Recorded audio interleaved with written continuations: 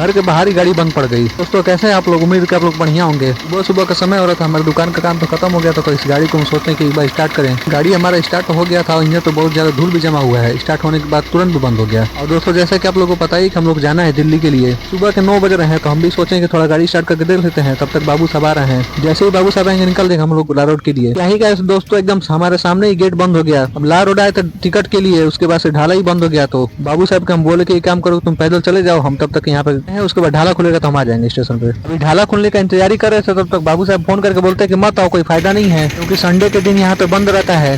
कैसे भी करके गाड़ी बैक करने के बाद यहाँ पे पुल बन रहा था, तो इसी के पास आके खड़े होकर बाबू साहब का इंतजार करने लग जाते हैं। दोस्तों यहाँ पे अगल बगल में घर था जो कि तोड़ के यहाँ पे हाईवे बन रहा है। इनमें बाइक चलाने के बाद हमको ठंडा भी लग रहा था, तो धूप में खड़े होकर धूप सेकने लग जाते हैं। उसके बाद से सीधा निकल जाते हैं घर के लिए। और जैसे ही आके गाड़ी में बैठे हैं, तब तक देखते हैं कि रोड पे दो गाड़ी वालों से झगड़ा हो गया है। हम सही बताएं तो दोस्तों इसमें ज्यादातर ये रिक्शा वाला का गलती होगा। फिर हम देखे कि स्कूटी वाला गर्म होकर उतर रहा है, उसके देखा देखिए रिक्शा वाला भी उतर रहा है। अब होगा युद्ध। अभी फिलहाल में तो कोई छोड़ा नहीं रहा है, तो उसके बाद से कुछ देर में आ जाते हैं सबको छुड़ाने के लिए। जब दोनों अपने में बहस कर रहे थे, तब हम लोग को पता चला कि दोनों में से गलती स्कूटी वाले की है, क्योंकि स्कूटी वाले ने साइड मांगने के लिए रिक्शा वालों को गाली दे दिया था, गंदा गाली। तो हम क्या ही कर सकते हैं भाई, दोनों का लफड़ा है। तो उसके बाद हम दूर से ही देख रहे थे। लेकिन सही बताओ तो दोस्तों, रोड पे चलने के बाद किसी न किसी से बहस तो थोड़ा बड़ा हो ही जाता है, और जो कि किसी न किसी का गलती तो होता ही है, लेकिन गाली नहीं देना चाहिए। 2-3 आदमी के बाद समझाने के बाद रिक्शा वाला तो जा ही रहता, लेकिन स्कूटी वाला बार बार आ रहा था लड़ाई करने के लिए। फिर उसके बाद से स्कूटी वाला गुस्सा होकर बीच रोड में अपना स्कूटी लगा देता है। तो वो चाह रहे थे कि झगड़ा हो बढ़िया से। बेचारा गरीब रिक्शा वाला अपना मजदूरी कर रहा है, पेट पाल रहा है। लेकिन और दोस्तों सुबह से हम लोग नाश्ता नहीं किए हैं, तो नाश्ता करने के बाद सीधा फिर से आ जाता है अपने गाड़ी में बैठने के लिए। आप लोग दोस्तों सोचते होंगे कि हम लोग गाड़ी में हमेशा क्यों बैठे रहते हैं, तो रीजन यही है कि गाड़ी में गर्म रहता है और ठंडी के दिन में हवा भी नहीं लगता है बाहर से। जैसे मर्जी वैसे हम लोग बैठ जाते हैं। तो उसके बाद से फिर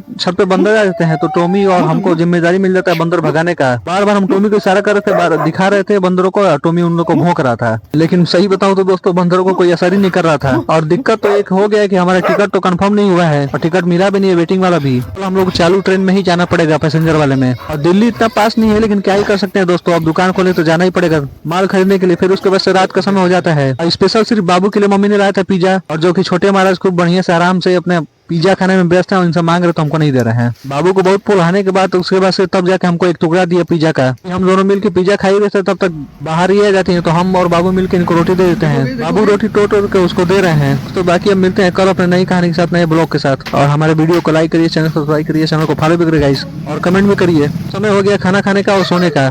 बाय बाय दोस्तों, मिलते हैं।